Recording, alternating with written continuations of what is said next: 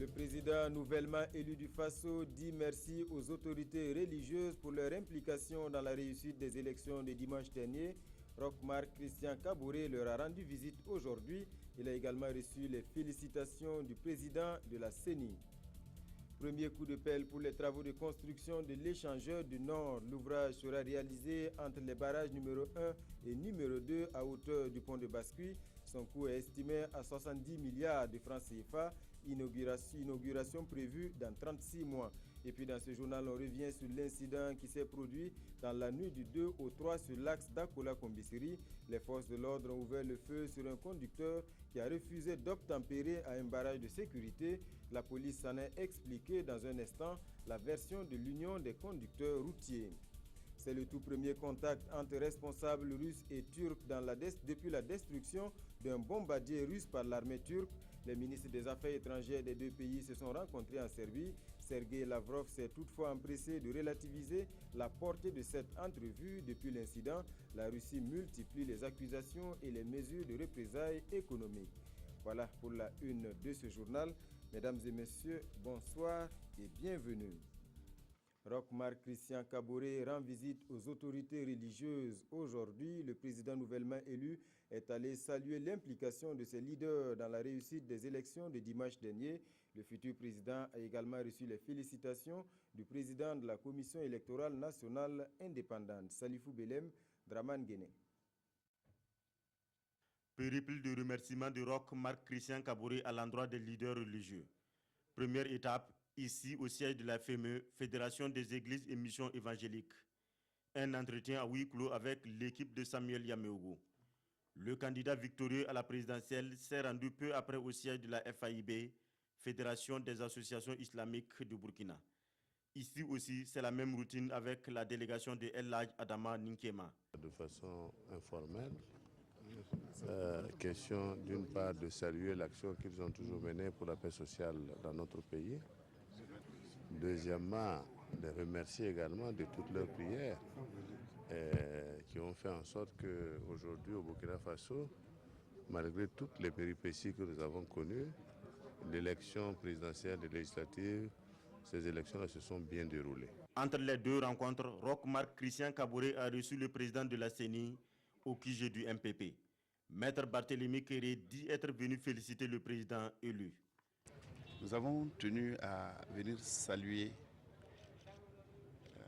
le président du Faso pour le rôle particulier qu'il a joué pour une campagne électorale apaisée, pour un scrutin dans le calme. Le président de la CENI et ses commissaires comptent aussi se rendre au QG de 13 autres candidats à la présidentielle pour la même cause. Roch-Marc Christian Kaboré a été élu dès le premier tour d'un scrutin jugé crédible et transparent par tous les observateurs des élections qui satisfont la mission d'observation de l'Union africaine ainsi que le représentant spécial du secrétaire général des Nations Unies pour l'Afrique de l'Ouest. Ils sont allés le manifester au président Michel Kafando. Selon eux, le Burkina sort grandi de ce processus. Konsoun Koulibaly, Jérémy Ouedraogo avec la voix de Issa Lankwande. Le représentant spécial du secrétaire général des Nations Unies pour l'Afrique de l'Ouest est venu féliciter le président Michel Kafando pour la bonne tenue des élections. Mohamed Ibn Chambaz a également salué les institutions en charge de l'organisation des élections du 29 novembre dernier. Je me suis entretenu avec le président Kafando pour le féliciter au nom des Nations Unies de la tenue de ces élections historiques. Le scrutin double s'est déroulé dans les meilleures conditions possibles grâce au travail acharné de la CENI et des autorités de transition. Et le diplomate onusien de saluer le fair-play de Zéphirin Diabré pour son acceptation des résultats. Il a ensuite indiqué que ce geste donne un signal fort pour la démocratie en Afrique. À la suite du docteur Ibn Chambaz, le président Michel Kafando a reçu également la mission d'observation des élections de l'Union africaine. La mission dit être venue pour traduire les félicitations de son institution au peuple du Burkina pour la réussite de ces élections. Nous lui avons présenté nos félicitations pour le bon déroulement de ces élections et puis ensuite pour la prise de responsabilité à tous les niveaux. La mission a aussi fait le rapport de son observation au président du Faso, un rapport qui note des satisfactions quant au déroulement du scrutin, mais aussi quelques insuffisances. Même satisfaction exprimée par le Centre de formation en matière des droits de l'homme en Afrique. Le centre a déployé 75 observateurs dans 4 régions du Burkina, et cela depuis l'ouverture de la campagne. Son rapport est positif dans l'ensemble, mais quelques couacs ont été tout de même relevés. Evelyne Fouro, Yolande Lompo. Il ressort de l'analyse de la situation des droits humains et des incidents constatés par les 75 observateurs du Centre d'information en matière de droits humains en Afrique que les droits de vote de certains citoyens n'ont pas été respectés totalement, surtout dans les régions du centre et du centre-est au regard de ce qui suit. Les retards dans l'ouverture de certains bureaux de vote, compression des bureaux de vote ou leur relocalisation dans des centres non connus des électeurs. Il faut reconnaître que les infrastructures de vote sont inadaptées au suffrage des personnes vivant avec certains handicaps. Les taux de participation auraient pu être bien meilleurs si ces genres d'obstacles ne s'étaient pas érigés. Toutefois, selon l'expert électoral, ces incidents ne sont pas de nature à entacher la crédibilité des élections. Le centre salue les modifications apportées au code électoral qui ont permis aux candidats indépendants d'être éligibles, même si une disproportion des moyens financiers entre les partis politiques a été constatée. Le système actuel d'enrôlement occasionnel verrouille et empêche de se prévaloir du droit de vote. Au titre des recommandations, le CIFDA formule le vœu que l'enrôlement soit automatique à la CENI dès lors qu'un citoyen se fait établir une pièce d'identité. L'échangeur du Nord, bientôt une réalité dans 3 ans si tout se passe comme prévu. Je vous le disais en titre, le premier coup de pelle des travaux de construction a été donné ce matin par le Premier ministre. L'infrastructure devrait se dresser entre les barrages numéro 1 et numéro 2 à la hauteur du pont de Bascuit. C'est la fin annoncée du calvaire pour ceux qui habitent le nord de la capitale. Le coût de l'ouvrage est estimé à 70 milliards de francs CFA. Alidou Badini, Abdelaziz et Yagibou.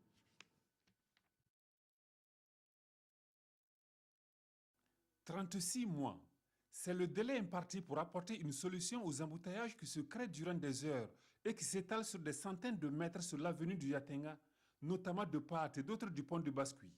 L'échangeur du Nord, tant annoncé et beaucoup attendu par les Ouagavillois, est désormais en chantier. À la suite de ce coup de grue donné par le chef de gouvernement, ce sont de nombreux engins et équipes de techniciens qui vont entrer en action pour faire du projet une réalité. Un véritable projet qui va changer le visage même de la ville de Horoté. Nous appelons toutes les populations, et notamment les populations riveraines, à être très compréhensives, surtout pendant la période de réalisation de ce projet. La construction de cet échangeur au cœur de l'actuel pont de Bascuit intervient dans le cadre de l'exécution du schéma d'aménagement du Grand Ouaga. Le projet dans son ensemble, y compris le déplacement et la relocalisation des populations, mobilise 70 milliards de francs CFA entièrement financés par le budget de l'État. Le démarrage de ce projet ne fait pas de doute aujourd'hui. Le financement est bouclé, les entreprises sont sélectionnées. Une quinzaine de ponts, plusieurs voies et caniveaux, des digues et des versoirs seront réalisés dans le cadre du projet. Bientôt une bouffée d'oxygène pour les usagers certes, mais avant d'y parvenir, il y a un prix à payer. Certains riverains du chantier, tels les commerçants du yard de Bascuit, mesurent déjà l'ampleur des désagréments qu'ils auront à subir. Nous, tu vois le fait de choses là. Si on ferme le route là, tous les gens de choses là vont aller mourir. Parce qu'ils ne vont même pas gagner quelque chose à marcher. Vous pouvez pas traverser la route parfois là pour venir au marché. Sinon, il faut que tu circules jusqu'à d'aller à Tanguin, Barras, pour venir jusqu'à Bascuit. Des désagréments, mais aussi des avantages. Les travaux de construction de l'échangeur vont nécessiter le recrutement de 1200 ouvriers burkinabés. Premier coup de pelle pour l'échangeur du Nord pour le programme socio-économique d'urgence de la transition. Par contre, l'heure est à l'inauguration des toutes premières infrastructures, un centre de santé et de promotion sociale dans l'arrondissement 4 de Ouagadougou. Sa réalisation a coûté 170 millions de francs CFA. Urbain Benito Sommet, Oumar Zombré avec la voix de Tanga Robert Kafando. Des coups de ciseaux qui inaugurent le nouveau CSPS, le centre de santé et de promotion sociale du secteur 27 de Ouagadougou. Ce CSPS est composé d'un dispensaire, d'une maternité, de bâtiments de services communs, de logements et autres. Il a été réalisé dans le cadre du programme socio-économique d'urgence de la transition PSUT. Inaugurer ce CSPS-là, le pont a un besoin d'approcher les services publics des populations. Et nous pensons que à partir de ce moment-là, en tout cas, cela contribue à l'amélioration de leurs conditions de vie et d'existence. C'est là le point exactement, en tout cas, aux missions que le gouvernement de la transition s'est assigné. Cette infrastructure sanitaire va sans doute contribuer à l'amélioration des conditions de vie de la population à travers la couverture sanitaire de proximité. Le don nous fait plaisir. On est très contents parce que c'est plus proche de nos maisons. On ne va plus faire de distance pour nous soigner. On nous va droit au cœur. C'était notre problème. Ce problème a été résolu. La construction de l'ouvrage a coûté plus de 170 millions de francs CFA. Le PSUT compte également le rendre plus opérationnel en lui dotant de matériel médicaux adéquat.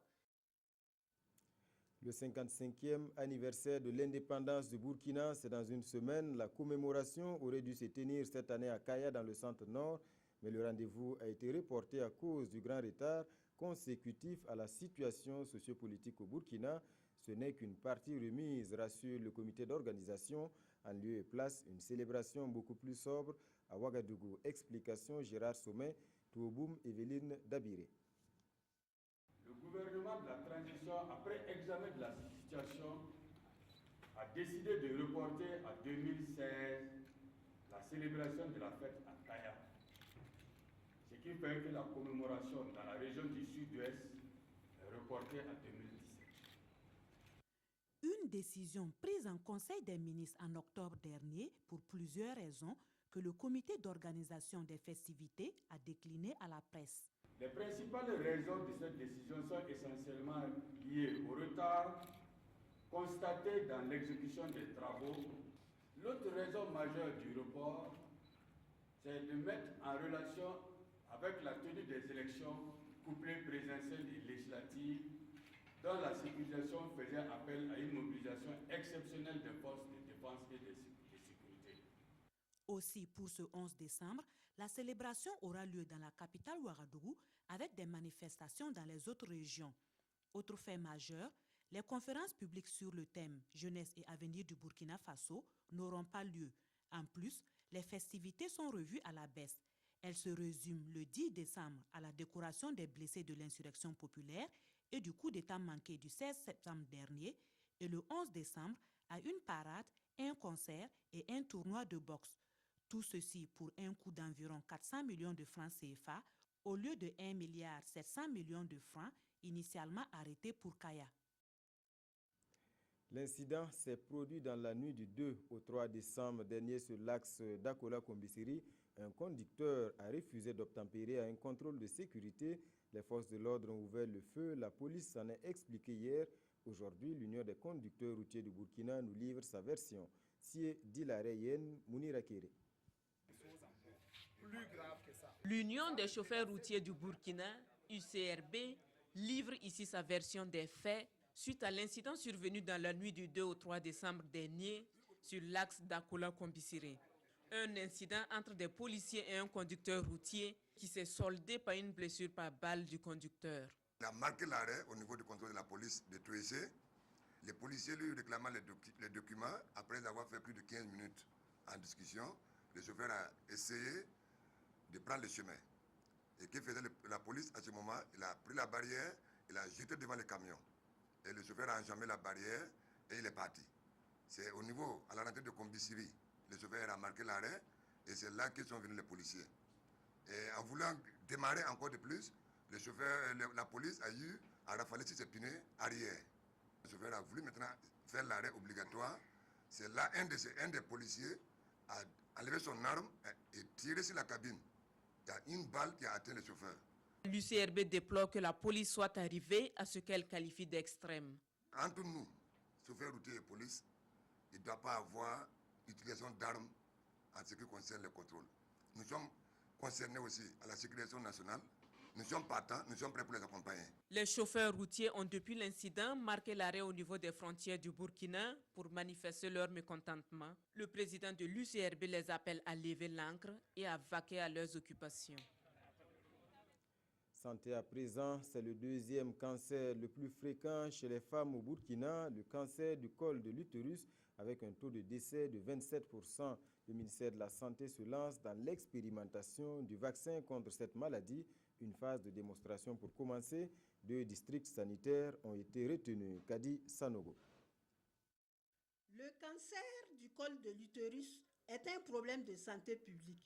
C'est le deuxième cancer le plus fréquent chez la femme après le cancer du sein. Maladie grave, au Burkina Faso, le taux de mortalité est de 23%. Face à cette situation, le ministère de la Santé, avec l'appui de ses partenaires techniques et financiers, ont mis en œuvre un projet de démonstration du vaccin contre ce virus. Cette démonstration va concerner 2 districts sanitaires, à savoir le district sanitaire de Solenzo dans la boucle du Mouhoun et le district sanitaire de Bascui dans la région du centre. Cette démonstration qui consiste à l'administration de vaccins contre le papillomavirus va permettre de prévenir le risque de réduire de façon drastique les risques de survenue de cancer du col de l'utérus chez les jeunes filles. Il a été démontré que le papillomavirus intervient justement dans l'augmentation du risque de survenue du cancer du col. En vaccinant contre ce virus, du même coup, nous saisissons l'opportunité pour prévenir le cancer du col de l'utérus chez la femme quand ces enfants vont grandir, qu'ils soient véritablement protégés contre ce virus-là. C'est une première dans notre pays. Cette démonstration va permettre aux participants de se documenter sur la question. Direction à présent les plaines rizicoles de Boulbi dans la commune de Komsilga. 75 hectares de périmètre irrigués en proie à de nombreuses difficultés. Canaux d'irrigation en mauvais état, manque d'eau, difficultés pour l'étuvage du riz. La coopération suisse et l'ONG Oxfam Burkina ont décidé de voler au secours des producteurs. Moussa Ouedraogo, Ismaël Diloma Sirima. Le barrage qui irrigue cette rizière subit le phénomène de l'ensablement. De même, les 75 hectares de périmètre irrigué de ce site se dégradent au fil des années. Autant de préoccupations soulevées par l'Union des producteurs de riz de Boulbi. Pour faire face à ces difficultés, les 233 producteurs de cette rizière optent pour une collaboration avec la coopération suisse et Oxfam Burkina. Sur le terrain, ce qui va se passer ici à Boulbi, c'est la réhabilitation du périmètre parce qu'il y a des canaux qui sont endommagés. Mais il y a également tout un paquet de formations et d'actions de sensibilisation et à l'endroit aussi des étuveuses de riz. Et je crois qu'il est prévu la construction d'un complexe, d'un centre d'étuvage. L'ensemble de ces actions entre dans le cadre de la phase 3 du programme d'appui à la modernisation des exploitations familiales. J'en ai vu ailleurs, c'est le genre de projet à Banzon et à Bama dans la province de Oué qui ont vraiment fait des merveilles. Ça permet aux femmes de s'autosuffire, de se rendre autonomes. Ce programme d'appui de la coopération suisse et de Oxfam dure 3 ans. Il couvre la période allant de mars 2015 à décembre 2017. Le pari mutuel urbain burkinabé a 25 ans, 25 bougies soufflées hier au cours d'une soirée gala. Hommage a été rendu aux toutes premières vendeuses de tickets PMU. La Lunabé annonce des innovations pour moderniser le produit. Les parieurs pourront bientôt miser également sur les matchs de football. Daouda Ouattara, Amandine Lalsaga.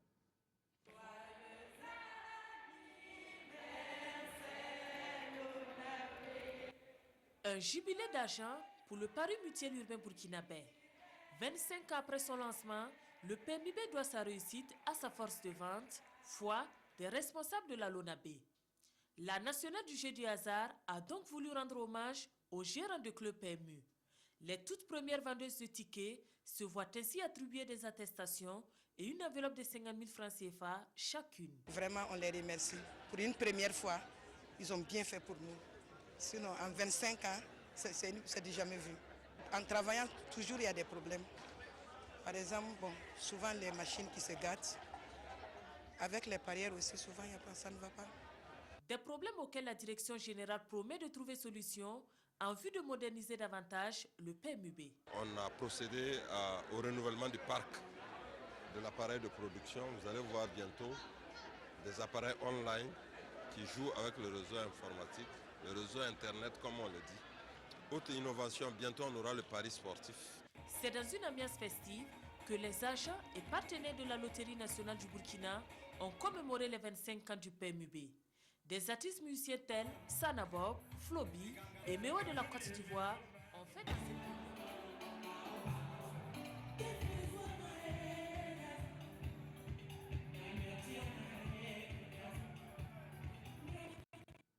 Sport à présent, mais loin des terrains, il s'est fixé pour objectif de prendre la tête de la Confédération africaine de volleyball. L'Assemblée générale se tient actuellement même à Alger. Le compte-rendu depuis la capitale algérienne de Christelle Paré. C'est un congrès à énorme enjeu qui s'est ouvert ce jeudi matin à Alger.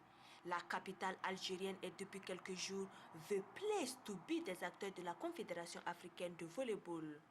À la veille des élections, la tension est palpable. Les congressistes sont sur le qui-vive dans l'hôtel qui abrite les travaux. 3 pays se disputent la présidence, le Tchad, l'Égypte et le Burkina. Amr El-Wani, après 12 ans, est candidat à sa propre succession. Alors, David pourra-t-il terrasser Goliath? Je pense qu'on est très serein, on pense qu'on a toutes nos chances. Les pays qui sont véritablement engagés pour le changement. Les élections seront transparentes. Peu importe l'issue du vote, je resterai un ami du Burkina et David aura toujours mon estime.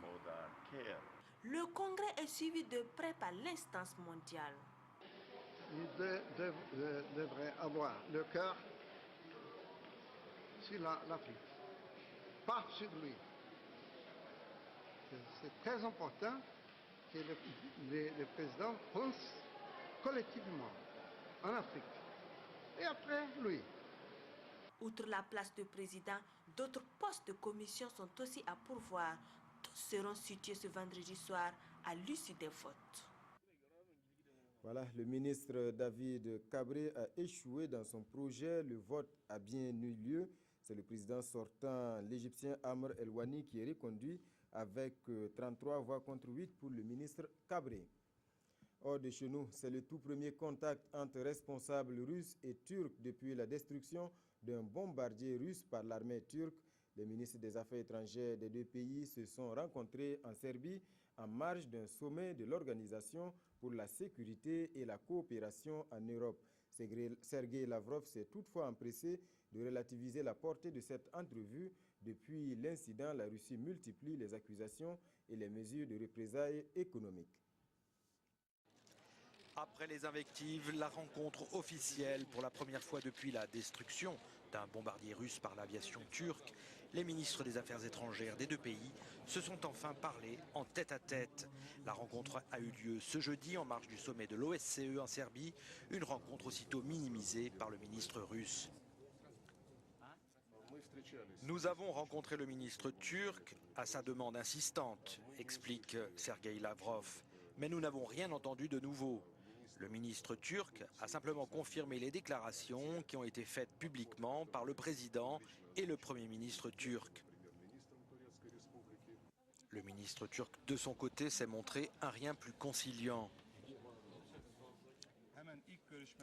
Nous avons exprimé notre tristesse et nos condoléances, comme notre président et notre premier ministre l'avaient déjà fait.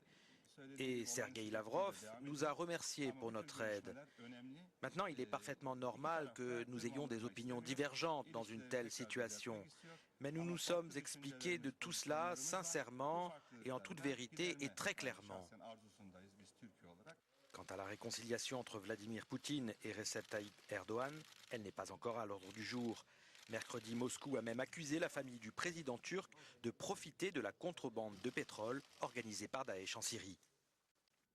À présent, la revue de presse des quotidiens, la dernière revue de presse des quotidiens cette semaine. La plupart reviennent sur les résultats des élections de dimanche dernier. Autre sujet, l'attaque sanglante en Côte d'Ivoire près de la frontière libérienne. Aimé Solange, Guigma. Après la proclamation des résultats provisoires des élections couplées du 29 novembre, le temps est aux leçons pour les quotidiens. Ainsi apprend-on dans les colonnes du journal Le Pays que les plaisantins et les rêveurs en ont pris pour leur grade. Le lecteur burkinabé d'aujourd'hui veut qu'on le prenne au sérieux, précise ce canard. Pour le pays, le temps des saprophètes et autres opportunistes politiques semble désormais révolu. Notre temps recommande donc la limitation du nombre des partis politiques, car se souvient-il, sous la Troisième République, le nombre de partis politiques était limité à 3 et pourtant le peuple voltaïque n'était pas moins heureux que les Burkinabés d'aujourd'hui. À l'international, les journaux de ce 4 décembre méditent sur l'attaque armée à la frontière ivoiro-libérienne. Pécadilles, coups de semonce ou des attaques aux appendices politiques s'interrogent aujourd'hui au Faso. Possible, écrit-il, il est fait cas de milices pro-Gbagbo stationnées au Libéria qui caressent l'idée de revenir, s'installer au pouvoir en passant par la même route que les dirigeants actuels de la Côte d'Ivoire, argumente ce journal. Pendant ce temps, l'observateur Palga suppute sur l'origine de l'attaque en se demandant si c'est l'œuvre des pro-Gbagbo ou de la nébuleuse salafiste qui sème la mort à tout vent dans la sous-région et bien au-delà. Ce qui est sûr, estime le pays, Abidjan doit garder l'arme au pied et au président Ado de prendre toute la mesure du péril pendant qu'il est encore temps. Voilà, mesdames et messieurs, c'est la fin de ce journal. Merci de l'avoir suivi. Passez un